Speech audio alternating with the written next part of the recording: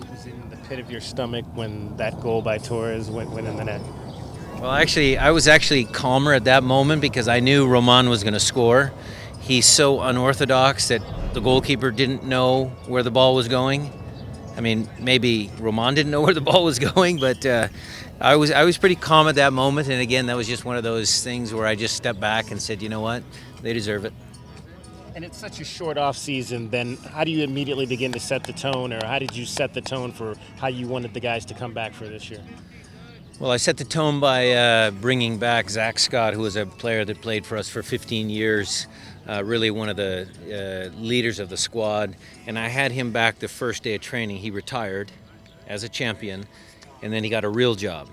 So I actually brought him back the first day of training and let him say that, in his own vision or his own words, that, you guys really have it good. Playing soccer for a living is a great occupation. When you get a real job, you'll know what I'm talking about. So let's make sure we try and win another championship. Does anything need to change for this season, and why? Has anything Does changed? anything need to change for this season? Sure, we need to play better. If you look at the two finalists from the previous year, Columbus and Portland, they did not even make the playoffs.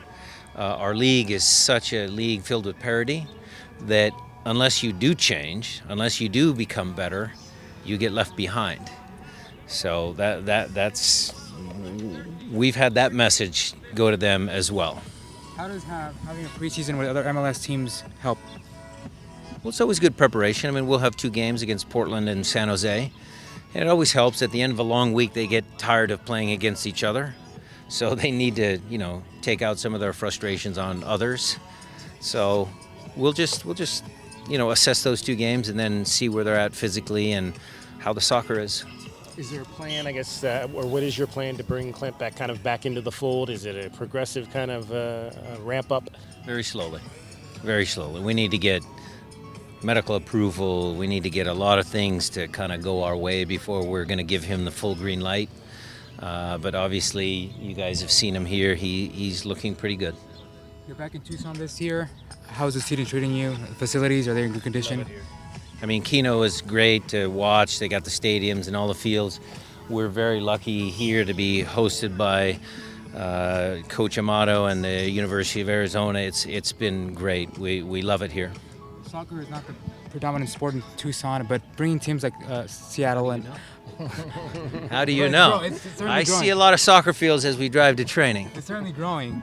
Bringing clubs like Seattle and other clubs in the MLS to Tucson for preseason helps that. How do you feel about being that? Well, we've been coming down here. Maddie helped me out like at least 3 years now, at least 3 or 4. The Desert Diamond Cup is something that's grown in popularity.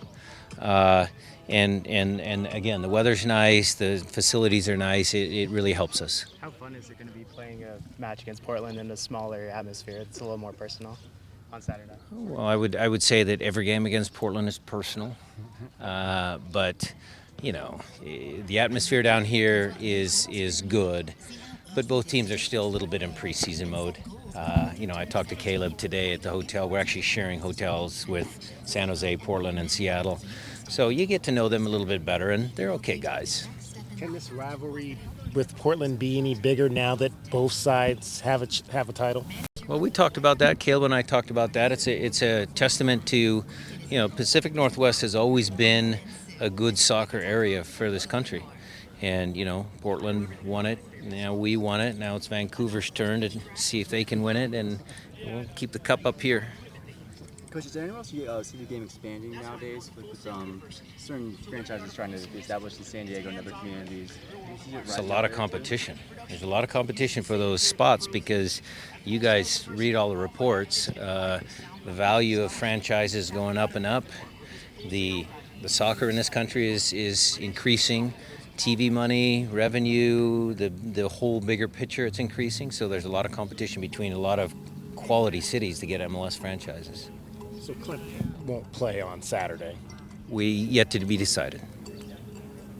Back to expansion, is there any city that you'd like to see for the ones that submitted bids? Well, my daughter was born in San Diego, and I had 4 good years with the San Diego Sockers there. I also played in St. Louis. Trying to think of what else I could be fair. Any thoughts on Phoenix? Phoenix is on the list. Phoenix is on the list. Well, if the weather holds like this, I mean, it'd be great. Like I said, there's a lot of qualified cities. It's up to the people that are way above my pay scale to make those decisions.